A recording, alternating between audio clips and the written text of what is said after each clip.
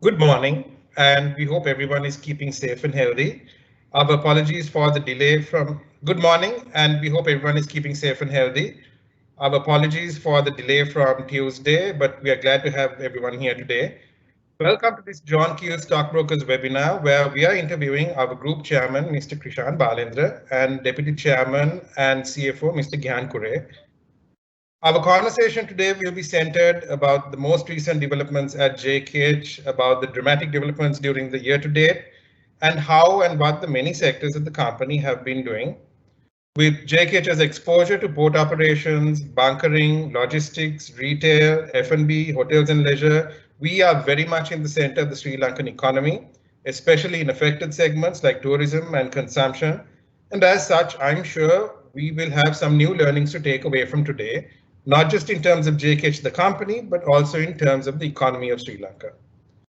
Hopefully, it's not too presumptuous to say that perhaps the worst is now past us for both the world and Sri Lanka in dealing with the coronavirus epidemic, and we should start to see the economy opening up from next week.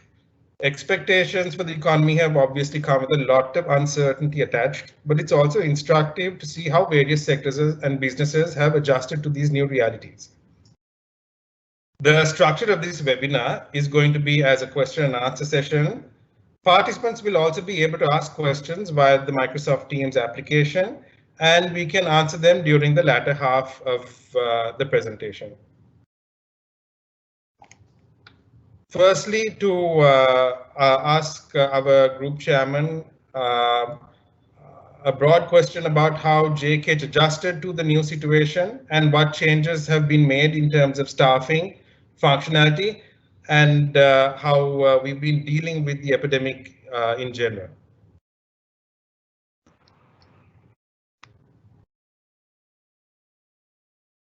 Thanks, Naveen.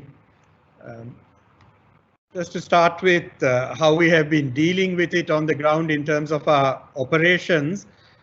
In February, as we saw the epidemic growing in China and with the risk of it spreading to the rest of the world, we developed business continuity plans for all our businesses in case a pandemic was declared and there was a lockdown in Sri Lanka. We documented BCPs, and when the lockdown did occur in mid-March, we were actually quite well prepared. Of course, the BCPs have evolved as we have learned lessons with the lockdown, but overall, where we were able to operate, fairly smoothly because we were quite well prepared, including operating and working from home. In terms of how we have looked at the next 12 to 18 months, one of the first exercises we did as a group was to look at how we would do at an operating level over the next 12 to 18 months, and we looked at a worst case scenario. And based on that worst case scenario, we looked at the strength of our balance sheet and our liquidity and cash flow. It was having done that exercise and having assured ourselves that our balance sheet and liquidity is adequate and strong, that we made the announcement, which investors would have seen, the announcement to the stock exchange that we have the liquidity and the cash flow for this uncertain period. If you look at the group overall with the lockdown, before we talk about the sectors, I'll just give a high-level group view. With the lockdown being eased from Monday, we expect that a lot of our businesses will start to gradually recover. April, with almost a complete lockdown, was obviously not a good month, even though the supermarkets were operating and we did see consumer sales and activity in other businesses like our insurance, logistics and port businesses. Overall, April was not a good month, but with the lockdown being eased, we expect those businesses to recover. Of course, it won't recover overnight to a normal level, but there should be a gradual recovery over the next few weeks and months. It is the hotel business where the impact could be more material and longer lasting. We need to see how travel protocols develop, but the hotel business is likely to have a longer lasting impact. Just to put that in context though, the hotel business or the leisure group contribution to group profits financial year March 20 is not a good reflection because after the Easter bombs, the performance was well below normal.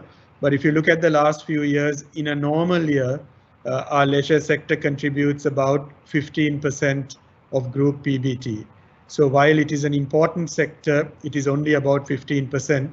So we are hopeful that with the other businesses recovering, the overall group cash flows will be at a satisfactory level as activity gets back to normal. This question is for Gihan. Gihan, can you describe what we have called the cash war room strategy and the 13-week cycle, and how collections, working capital, expenses vary, how the approach has been varied by sector, and also what kind of cost restructuring do you see that can be taken forward into an environment of normalcy after these changes as well?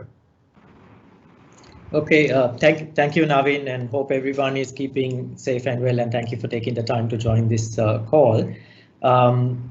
Just from as Krishan pointed out, we started off looking at our 12-month outlook, taking what we call a sort of realistic worst case, and then looking at the cash flows and the sort of sustainability of the businesses in the context of the cash and the facilities that we have.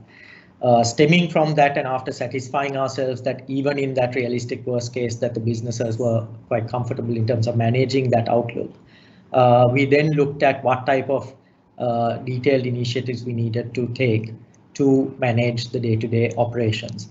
So the cash war room strategy, there was sort of three things that we broadly looked at post doing that long-term plan, the 12-month plan, was to then look at, given the uncertainty and volatility, it was really about looking at things more in months and weeks and days, as opposed to looking at even an annualized picture. So with that, we started looking at rolling 13-week cash flows so that we have visibility on a week-to-week basis, and we set ourselves mini targets for each week in terms of different aspects, whether it be collections, where sales and revenue is possible, then naturally things like that. But looking at what our targets for the week were, and with that then we looked at other forms of expense control to manage our outflows and cash as well. So there's been a lot of diligence in that, and whilst each business has looked at it naturally, taking into consideration the nuances of each business and the scale of each business, they've looked at where their sort of protocols or meeting cadence would be a little different, but ultimately where we've taken a unified approach to look at this. So the cash war room itself is about having meetings. It could be once a week or twice a week, depending on each business, but essentially to look at all aspects of cash outflows and inflows so that we really focus on managing and preserving cash. And the reason we are doing this is really to preempt things, to look at things ahead of even a need, so that we are acting proactively rather than waiting for an issue to really escalate even beyond what it is, so that we continue preserving cash from day one. So it's really being proactive and ahead of time, which is why we've initiated some of these measures. So as I said, the cash war room is really about looking at each type of spend and the cash flows, so that we look at negotiating with suppliers, seeing whether we need to make a certain payment or whether we negotiate and delay those payments, and also weekly collections targets so that we have very clear visibility in terms of follow-up there. We also have something called a spend control meeting, which again is a focused meeting that looks at before we really incur or commit to an expense, before even a purchase order goes out, where there's a discussion about it beforehand, right at the senior level, led by the CEO or president of the business and the CFOs, to debate, do we really need to incur this in the current context, or is this something we can hold off for a couple of weeks or months? and have that debate as well, so that we have a focus on spend control. And like I said, the 13-week rolling cash flow then brings this all together. To answer your next second question, Navin, in terms of how much of these will continue, I think there are good practices that certainly we can continue. As I said, typically a company would look at more long-term annual plans and so on. And whilst those are important, I think sometimes the shorter planning cycles is something people were aspiring to look at, but sometimes never really got down to looking at almost weekly, daily targets. And this has sort of forced us to do it. So some of those practices, I think, are certainly practices that are here for good and will continue. In terms of spend, I think it depends on where things settle. Ultimately, it's a question of, people today are working from home almost 100%. But as Krishan said, come the 11th, a lot of businesses could or would revert to some level of normalcy. So with that, we'll have to see where we settle on some of those, and then certainly depending on that, some of these expense reductions could be sort of more sustainable things that can be maintained, but it's something we've got to see once things settle. Thank you. Thanks, Gihan. Krishan, just to drill down from a sector perspective now, in terms of the hotels and leisure sector, which is a sector with a lot of operating leverage and fixed costs, what are the sort of broad mitigating strategies that are in place for city and resort and even the Maldivian sector hotels? And what are the differences you have when you're approaching this for these different segments? Yes, our hotels now in Sri Lanka and the Maldives operations are suspended. Obviously, in both countries, the airports are closed. There's no tourism. We are operating the hotels with a skeleton staff. When I say operations, you need to maintain, clean, turn the ACs on, and so on. So there is a skeleton staff at all the properties, but overall, the operating cost has been kept to an absolute minimum. So while you don't have the costs of staff travel, you don't have the cost of staff meals, electricity cost is significantly lower, but there are fixed costs that can't be avoided. So the hotel sector, while operations are suspended, will be making a cash loss. In terms of how we are treating the two segments separately, while operations are suspended, there is no difference. But now with the lockdown being eased, we are looking at opening our restaurants when it is possible and the health authorities give the clearance, and also opening our function rooms for smaller functions when the environment is conducive. And in terms of the resort hotels, we are hoping that some level of domestic travel could resume in time. If you look at countries like China, where the lockdown has been eased, there has been quite an encouraging pickup in domestic travel. This recent May 1st long weekend, the domestic travel in China was higher than what they were expecting. In the Maldives, the Maldivian president has indicated that, again, at the right time, and it could be fairly soon, that they could allow travel from countries where the spread has been controlled. So countries like China, South Korea, Taiwan, they could allow direct flights into the Maldives. And we are hearing that Australia and New Zealand may also form a travel bubble where they could travel between those countries. So when operations do resume, even partial operations resume, there will be some difference between the city and resort hotels, but we are hopeful that we can start some operations even partially fairly soon. Thanks, Krishan. Do you think there's an opportunity for resort hotels to take market share from either the high end or the low end And also, I mean, if you look at the informal sector, do you think that you could see them pressured and maybe the informal sector inventory to be reduced maybe temporarily, if at all? I think it's hard to predict at this stage what would happen over the next 12 months. If a protocol for travel is developed with testing and so on before boarding flights and kind of a health certificate, you may see tourism picking up by the winter. But where there could be some shift, I think, is with the emphasis on hygiene. You may see some shift from the informal sector to the formal sector, of course, at a discounted rate, because there will be more confidence that in the formal sector, the hygiene protocols are followed. So there could be shifts like that, but it's too early to really make a prediction. You were talking about the opportunities that there would be from domestic tourism and travel. And also, I think when you look at previous times, JK has a long history of operating hotels during troubled times. We know that the F&B segment for hotels has been very important as well. To what degree do you think the revenue hits can be mitigated through domestic travel, F&B, and sort of subsidiary revenue streams like that?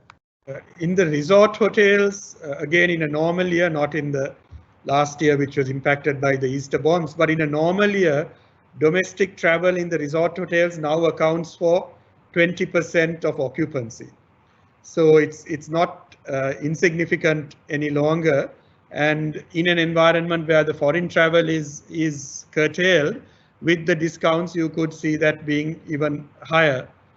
In the city hotels, the banqueting and F&B revenue, which is largely driven by the domestic business, is about 30 to 40% of overall revenue.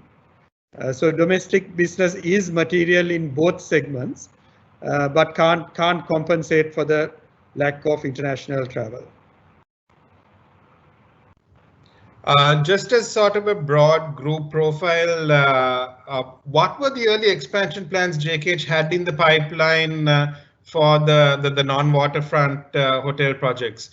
There were plans, I do believe there were plans for Norelia, there were additional plans for the Maldives and so on. And how have these plans changed?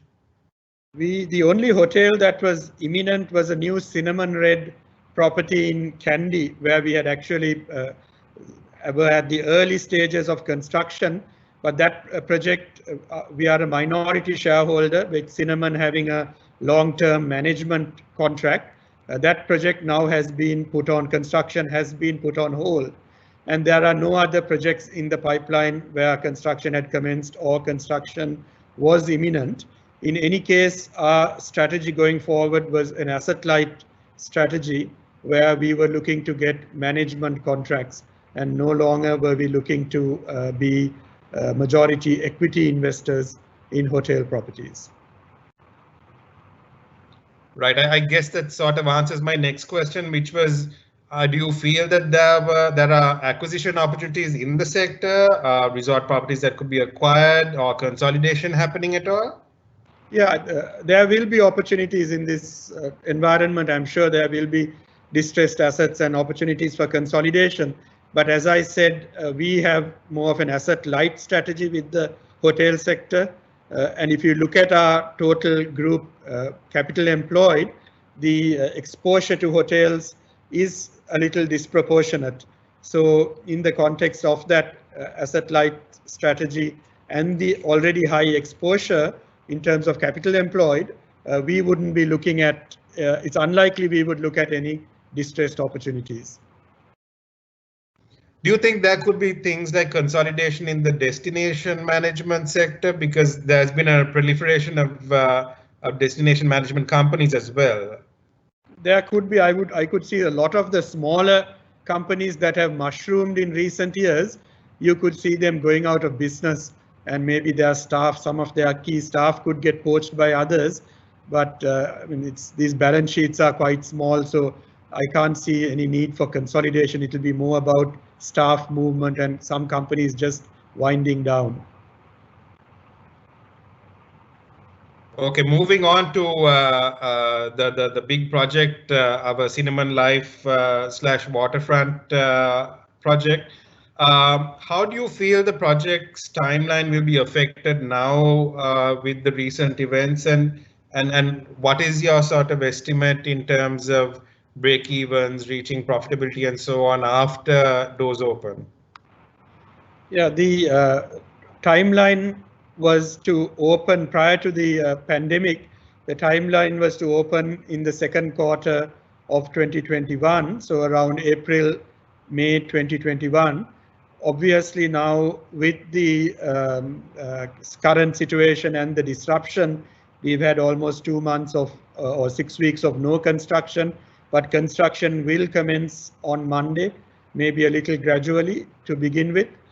So there will be a delay. We will be in consultation with the contractors to establish new timelines, but it is likely there will be some delay in the timeline. In terms of the cash outflows, the delay would mean that the cash outflow would also get delayed. So in terms of the impact on the group profits, while the construction is ongoing, it would not be material because, as I said, the outflow would also get delayed as the construction gets delayed. The outlook for the project itself, I think we need to go back to the original thinking behind the project, which was centered a lot around regional travel. We did a lot of market research in some key cities in India to ascertain what the opportunity was, and it was a lot around the opportunity of attracting regional leisure travel and weddings, conferences, 40th, 50th birthday parties, and so on, in particular from India. So the question now is, when this project is completed by, let's say, the second half, late 21, will that opportunity still be the same? Most expectations are that this issue should be behind us by in the next 12 to 18 months. Of course, the recovery could be a little slow, but we are confident that by late 21, early 22, that there is no reason to be concerned that that original thinking behind the project around creating a location for entertainment, for short stays, for weddings, events, and so on, for regional travel to attract, in particular, the Indian traveler. If I look at it over the next 2 years, when the project is ready for operations, I think there really isn't reason to be concerned, because it is likely most expectations are that the fallout of the pandemic should be behind us by then. Thank you, Krishan, for that detailed answer. If you can just sort of also explain the financial aspects of the project, how the regional plan, the mix of debt to equity, whether that mix of debt to equity, the plan has changed, and also how potential rupee depreciation could affect, I suppose, A, costs of the project, and B, what sort of prospects it would have in terms of the dollar cash holdings that the group already has. Yeah, the project is a US dollar project because most of the revenues, when it is operational, will be in foreign currency. So the equity and the debt for the project is also in US dollars. The equity debt to equity ratio is approximately 50-50. As you know, JKH also retained dollars for the equity investment, which you just mentioned, and there is a significant quantum of dollars still in our balance sheet, which will be deployed as equity. With the depreciation of the currency, there are two impacts that I can see. It won't affect the funding of the project, but where it could impact is since the apartments and the office space that we are selling is priced in dollars, for the local buyers, the rupee value will be higher. if the rupee depreciates further, and so that is a negative for the project and can affect sales and collections on the apartments. When the project is operational, most of our operating costs will be in rupees. So as I said, most of the revenues will be in dollars. So that is a positive for the margins and profitability of the business if the rupee depreciates. So the only real negative impact is that it could slow, if the rupee depreciates, it could slow sales and collections in the short to medium term. But overall, in terms of the project financing and the profitability of the project when it is operational, the rupee depreciation is not expected to have an impact. Thank you, Krishan. If you look at, I think the rest of our city hotel properties, actually, this is a common question that I as an analyst get asked. How do you see changes being made to Cinnamon Lakeside or Cinnamon Grand once Cinnamon Life is opened? We don't have any specific plans at the moment. It would really depend on the outlook in 2 years' time. Both properties are in excellent locations and very attractive properties which get very good reviews from guests. They sit on very valuable land. So depending on the demand and supply situation, when Cinnamon Life is closer to becoming operational, we will make a call on those two properties. We could always redevelop some parts of that. There is undeveloped land. So we have a number of options which we will consider at the right time, closer to the Cinnamon Life project becoming operational. Thank you. And to kind of branch out from there onto the company's real estate strategy, this is sort of the non-water, the non-Cinnamon Life project developments. What do you think the sustainability of the current apartment development drive for JKH, actually, as well as for the real estate industry as a whole, be?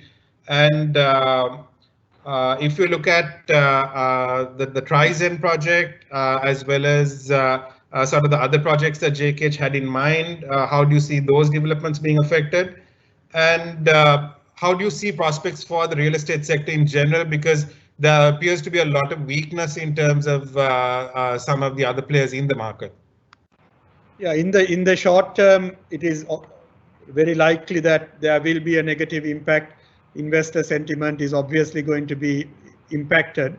But our thinking is that the fundamental drivers that were underpinning the growth in the apartment market is still very much in place. While there will be a short-term impact like there was after the Easter bombs, the demand for vertical living will continue to grow as land will be unaffordable and building of houses will be unaffordable, and people will adjust to living in smaller spaces, and the demand for more central living will continue to grow like it has in all other Asian cities that are more advanced than Colombo. In terms of the Trizen project, it has its own value proposition.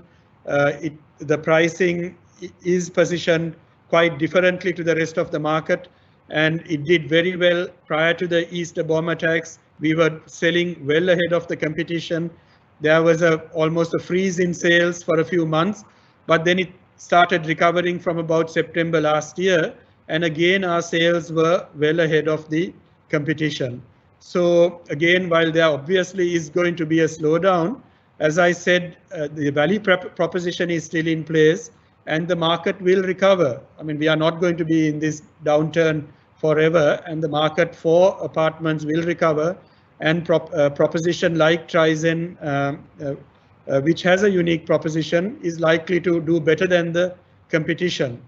And on the apartment market generally, I think there is this concern about the big supply of apartments. Yes, there is a supply of apartments, but again, when you look around compared to the kind of supply you've seen in other cities and even less developed cities like Ho Chi Minh and other cities in Vietnam, in Bangkok and so on, the annual sales of apartments are significantly higher than what you see in Colombo. So I mean, those fundamentals are still in place. So I expect the market to start growing in time. In terms of our own land banking, we have a significant land bank. We just spoke about the land that Cinnamon Lakeside and Cinnamon Grand sits on. We have the land 9 acres on Vauxhall Street, which is an absolute prime property with unhindered views over the Bay Area on one side. So there is adequate land in central Colombo to cater to a development pipeline at least for another 10 years. So we don't see a need for more land banking. If at all, we may expand our interest in our existing land bank and maybe some land around existing land. But really there is no land banking strategy for central Colombo. Okay, thanks, Krishan. Moving on to our ports, logistics side and SAGT in particular, how has the crisis affected SAGT? Again, another business with a lot of operating leverage. And what kind of cost mitigation strategies have you all put in place for SAGT in particular? Initially, the impact was minimal late March, early April. But as India and Bangladesh went into a lockdown, because of the heavy transshipment volumes that are come in and out of India and Bangladesh, we have seen a downturn in volume. We have taken all measures now to control costs, but of course overall profitability has been impacted. But with now the lockdowns being eased in those countries, and in particular with factories now going back into operations, we are seeing light at the end of the tunnel, and there is some improvement expected in volumes over the next few weeks. And production factories in Sri Lanka are also going back to production. So volumes should improve later in May. There has been a downturn, as I said, but like the other businesses, we should see a gradual pick-up as the lockdown is eased in Sri Lanka and in key markets like India and Bangladesh. Thanks, Krishan. And about the bunkering, would I be right in saying bunkering has been less affected than SAGT, or has there been a decline in the volume of ships with the Indian shutdown there again? There has been a decline in volume, but the fixed operating costs at LMS are not so significant. So that business has been doing fairly well despite the lower volumes, and we've had to manage a situation where oil prices have been extremely volatile. So we have been careful with the amount of stocks that we have kept on our books. So as a result, overall revenue has been less, but the impact has not been as significant as in some other businesses. Okay, and I mean, just sort of in terms of the opportunities available to the group, are there any comments or changes in the, I mean, one thing that has been talked about is the Colombo East Terminal project. Has there been any movement on that front? And even in terms of bunkering, in terms of bringing the facilities down south on stream, has there been any kind of significant development?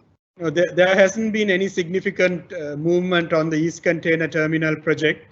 We would be very keen if it is offered out, because it is adjacent to SAGT, as you know. So there is a lot of positives of being involved in the ECT project, but there hasn't been any movement on that. In terms of the low sulfur fuel, LMS was actually the first player to offer that in the Colombo market. And we got a lot of momentum from that in late December and early January, and we see that as an opportunity going forward. And with bunkering operations expected to start in Hambantota as well, we see bunkering as a growth opportunity despite the current environment. Thanks, Krishan.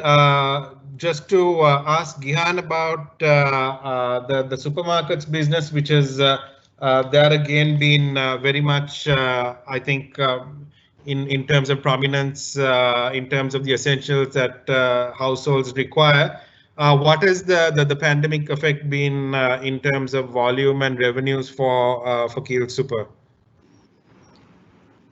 In the short term, Navin, naturally there's been a significant impact whilst demand has still been there. I think it's been an issue with the curfew, where of the 108 or so outlets that we have, with island-wide curfew anyway, there were times where all the outlets were completely shut down, or even if it was where some parts of the country were open, the sort of high-risk districts like Colombo, Gampa, and so on. So we had around 80% of our outlets being affected, which are in those high-risk districts. So therefore, operations were pretty much curtailed in terms of physical store operations. And that naturally had a significant impact in terms of revenue in the month of April. Now, we have naturally sort of ramped up our online channels a lot and alternative ways of servicing customers, but this had to sort of change almost dramatically overnight. We used to do a very sort of insignificant amount of online sales despite having an online channel for many years, but consumer demand wasn't really there, but this naturally has been a catalyst for that. So we have gone from less than taking 100 orders, we've gone to gone manyfold on that to over 5,000-6,000 initially, but we've also gone and essentially been able to ramp up our sales in many other forms, whether it's reaching out to our Nexus customers through WhatsApp direct orders and so on, whilst we worked on ramping up all other aspects of it. So today we are catering to a lot more. And we are debottlenecking some of those issues. The biggest challenge we had in the immediate term at that time was staffing, because with the curfews and the lockdowns, essentially we had some of our staff who had gone to their hometowns just before the curfew and they were unable to return, and some who just went off in that time period where they eased the curfew. So we were operating with around only 1/3 of our staff strength. So whilst the technology side, there were certain challenges, certain issues, I think the biggest limiting factor for us was just the lack of staff. And we reached out to volunteers across the group and other forms of trying to bridge that gap. And that's what we've worked towards. So over the last couple of weeks, I think the business has done remarkably well in terms of scaling up our ability to manage these orders through these various channels. And that has naturally helped offset to some extent the loss of sales or drop of sales as a result of the physical shutdown of the stores. But having said that, now when we are moving into a situation where curfew will be eased, we should see store operations recommence and things starting to get back to some level of normalcy. And in the areas where curfew was lifted, we saw sales reverting to almost normalized levels, because consumers were sort of going in and buying their normal daily essentials. So that's what we expect to see to an extent, though there will be the health and safety measures in place, the social distancing protocols and so on, that will be in place once outlets reopen. Were there any capex decisions you had to make in terms of the online offering, and how do you see the online offering? I think again in an environment of normalcy. So there was not a lot of capex decisions, because as I said, yes, we had to change some things on the website. The platform was something we needed to upgrade, and we were working on it even before this issue arose. But really, as I said before, it was less about the technology issues. Yes, there were certain pain points from a customer standpoint, which we did resolve, bringing in things like queue management and different aspects of it.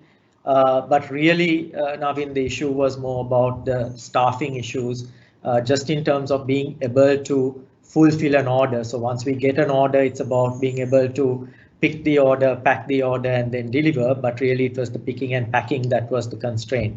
So yes, we had to incur some capex, nothing very significant, just in terms of making that user experience that much better. And from initially just offering a very limited range on our website from over just around 100 odd items, we've now expanded that quite significantly, and we will continue to expand it so that we essentially offer our full range. We do now offer the ability for people to buy the full range through a different channel where you sort of have a customized order. So people can still get their sort of full basket. But it's so we are working on sorting out the technology aspect and enhancing the user experience that much better. This has certainly been a catalyst.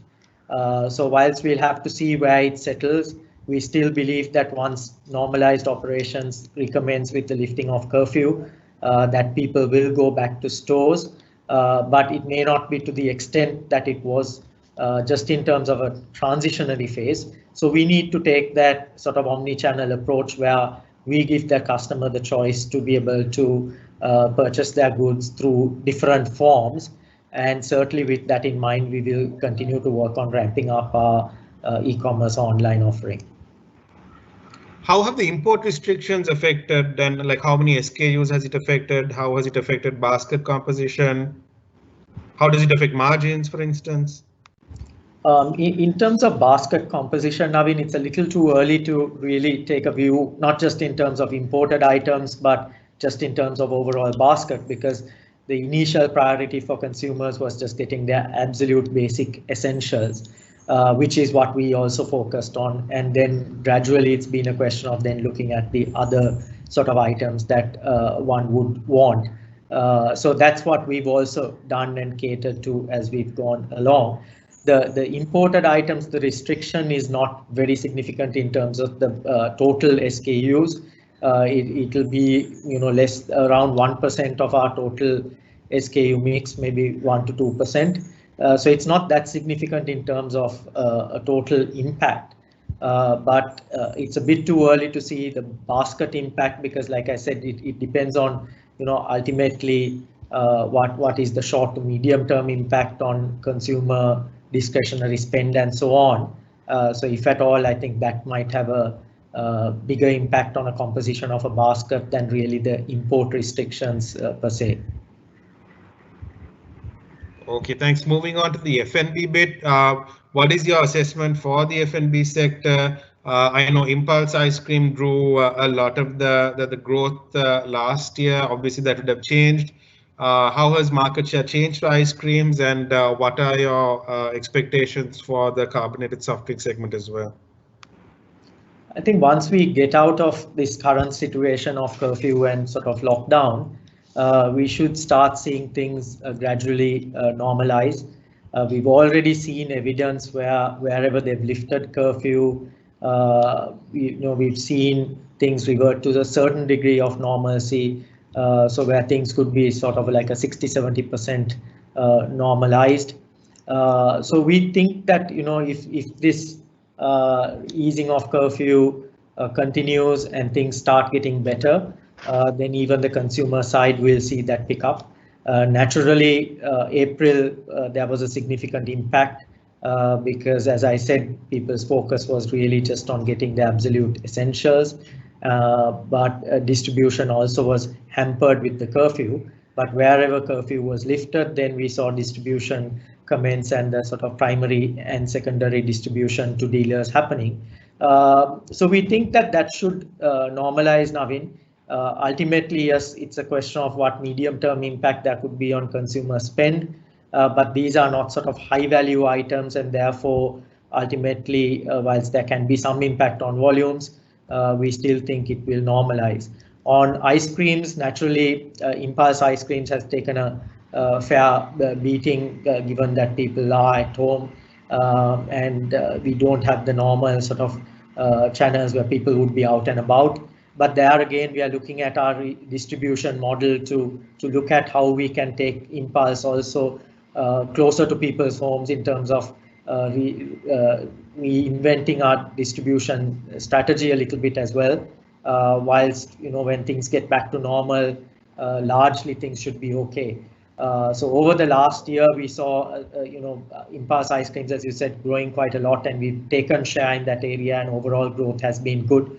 You can't really judge it in the last 2 months or so, because it has been the case for everyone in terms of a market share impact. It's difficult to assess because volumes have been down. Thanks, Gihan.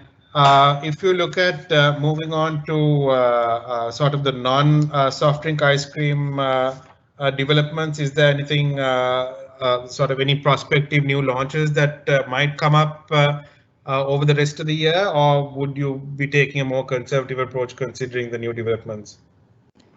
We have the new product development pipeline, Navin. So right at this moment, the focus is on just getting the normal portfolio back on track, ensuring that distribution is back on track. And I said, looking at ramping up or amping up the distribution channels as well, given that even if curfew is eased, people will still largely be at home, or some consumers.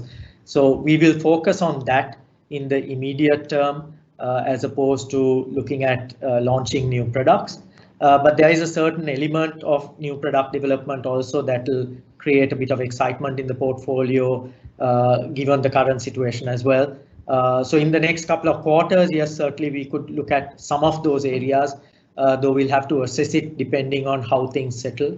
As I said before, with curfew easing in some parts, we've seen things revert to some level of normalcy in that short span of time. So we are quite positive that that will be the case once things settle with these eased off curfew restrictions.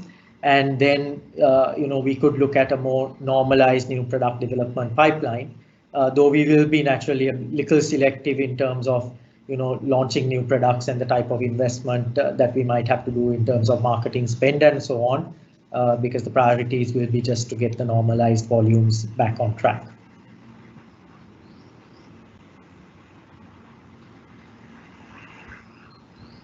Thank you, Gihan. In terms of supermarket expansions and the pipeline for new stores, we had a very ambitious plan. I know. How does that change? So at the moment, with all the initiatives we looked at in terms of cash war rooms and different things, we looked at just holding off on all types of capex. And given the outlook at this moment of time and the uncertainty, we didn't want to spend on starting off a new store. But there are a couple of stores that are very close to completion, and it's just a question of equipping it. So there we will go ahead and do it, certainly, obviously, once the curfew restrictions are eased off and consumers can actually come back, because otherwise it doesn't make sense to spend money on finishing a store if people can't come in. So for that reason, we've just sort of held off on even those sort of smaller items of capex just to get a store going. But certainly, once things start getting normalized, we expect to start looking at our store expansion. We will be naturally more stringent with our evaluation, look at stress testing the numbers that much more in terms of an impact. But ultimately, if you look at the fundamentals of the business and the modern trade penetration, if you look at our consumer foods business in terms of the consumption per capita on beverages or ice creams, those fundamentals still remain strong. And whilst yes, this issue might mean that we can be impacted for 6 months or 12 months, ultimately those will come through. So we've got to look at some of those decisions in terms of the medium to long-term impact as well. But we will be mindful of the timing of pulling the trigger on some of those capex decisions. So right now we are watching it, given that we haven't even really got out of curfew. But very soon, if we see things normalized, some of those capex on expansion or growth will certainly continue. Thanks, Gihan. There's an audience question. Is it possible for you to comment on NTB and the developments there at the moment? Sure. So in terms of the whole banking sector, there's naturally a lot of focus in terms of the central bank, different directives and the government initiatives in terms of providing relief. So that is still ongoing. The deadline for submission or applications for some of these, the debt moratorium, the criteria was extended till the 15th of May. So the bank has looked at, they've received a lot of the applications, looked at just testing things from a liquidity perspective, naturally given the cash flow impact that the moratorium would have, and looked at managing the liquidity scenario, and that's what's being done. Naturally, there's a lot of work still to be done in terms of disbursements and so on. And there's been clarity going back and forth. The central bank, of course, had a FAQ released recently just to give clarity on some of the issues that have been sort of going up and down between corporates or individual borrowers and the banks. But I think we're sort of reaching a position where now things will move forward. And the bank, looking at it from NTB's own perspective, whilst we've looked at that stress tested scenario, they're comfortable in terms of managing liquidity. We've sort of buffered up the liquidity numbers and looking at strengthening the liability side in terms of deposits and so on. So we are comfortable at the moment. Thanks, Gihan. Krishan, just a couple of questions about insurance as well. I know Union Assurance has had some success with online collection of premiums and so on. How has that business model been affected by going online, and how has the epidemic affected policy renewals, collections, and so on? It has been a challenge because of the curfew. Our advisors have not been able to visit customers. And although we have the online option, still physical collections has been the main mode of collection. We have seen in the last month or so a big shift to online collections, and that is encouraging. But still, overall, collections in April has been lower than normal. The shift to online collections we expect will be longer lasting, as customers have now become familiar with doing that. And that is also an opportunity for us, because our advisors have to spend less time now chasing behind customers physically to collect premiums, and they can focus more on building the business and getting new business. Thanks, Krishan. Just a broader question, actually, that somebody had, one of the audience members had asked. I think you must be getting asked this a lot about the conglomerate premium that in Sri Lanka, at least, that JKH has. I mean, looking forward, if you look at how the situation might have affected that, and does JKH look at maybe materially reducing dependence on Sri Lanka and going into either external sectors or sectors like power generation, which are sort of maybe a bit more stabler cash flows, or would JKH look to become less complex as a business? Yes, it is a question that we are asked often. In most markets, conglomerates trade at a discount because of the complexity of valuing conglomerates. With JKH, it's been a conglomerate premium, and the conglomerate model has worked because by aggregating a number of businesses, it has given us the balance sheet to make large investments that no other company has been able to do. The SAGT, I mean, going back to the 90s, even at the height of the war, JKH was able to invest in a $200 million project like SAGT because we had the large balance sheet by aggregating all these businesses into one company. And by having that scale and that size market cap on the exchange, we are, as a result, the most liquid stock. So our investors see us as a liquid proxy of the Sri Lankan economy. So as a result, we have enjoyed conglomerate premium. And really, I don't see this current situation being a reason for that to change. Eventually, maybe in many years from now, when the individual businesses are at a scale where they can stand on their own, then perhaps there may be a case for breaking up the group. But for now, being the liquid proxy to the economy, really there is a lot of sense for JKH to remain a conglomerate. And while it is tempting to look at new sectors, the fundamentals underpinning our existing sectors remain the same in the medium to long term. So I don't see a compelling reason to go into new sectors.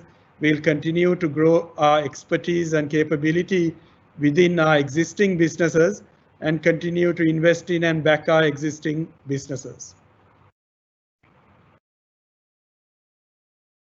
Thank you, Krishan. And in terms of actually, there's a question that's come up multiple times about the hotel sector. What is your point of view in terms of minimum room rates and so on?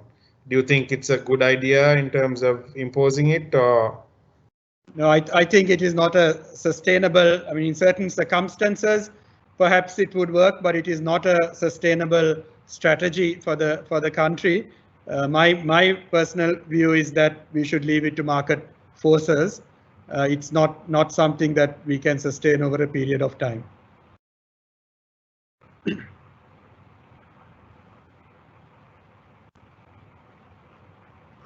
If you look at in terms of the approach that you see in terms of getting expats and foreigners are more interested in property purchases and sort of condominium sales, do you think there are any new initiatives that could be done by the government? I think projects like the port city will help to attract foreign interest. The market here at the moment has minimal foreign interest, which is very different to some other cities. I mentioned earlier the big cities in Vietnam or Bangkok or KL.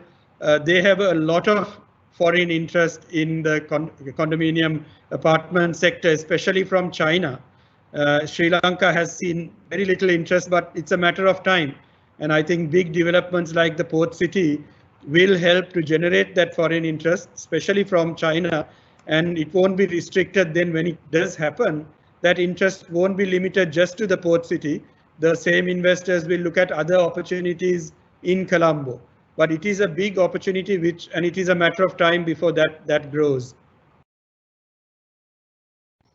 Thanks, Krishan. There's another interesting online question. Actually, what is the the most important lesson or business learning you've taken away from this current epidemic situation, and how do you see that affecting the group going forward? Is it in terms of cost mitigation? Is it in terms of flexibility of business models? I think the one important lesson, and we were fortunately quite prepared, is to have the business continuity plans in place when a crisis like this hits very quickly, so that you can continue to operate your businesses where possible in an optimum manner. Some of the other lessons I think which the whole world would have learned is that some of our operating protocols can change. Working from home, do we need as much business travel as we have had in the past?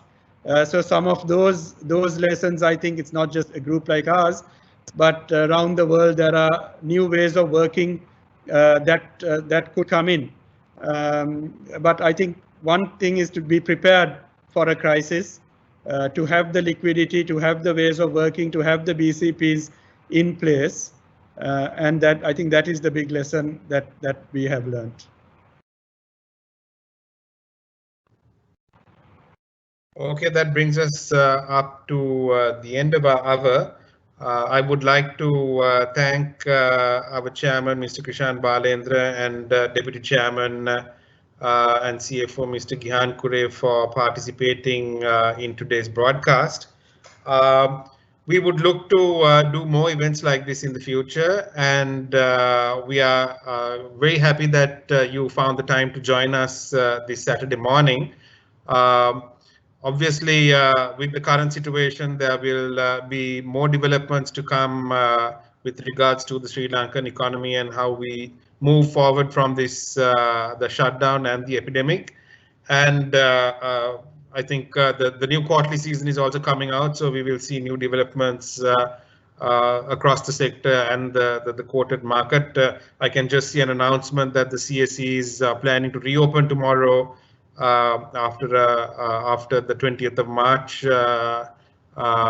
last trading day, and we hope you, our clients at John Keells Stock Brokers, found something useful to take away from today, and we hope to talk to you individually soon.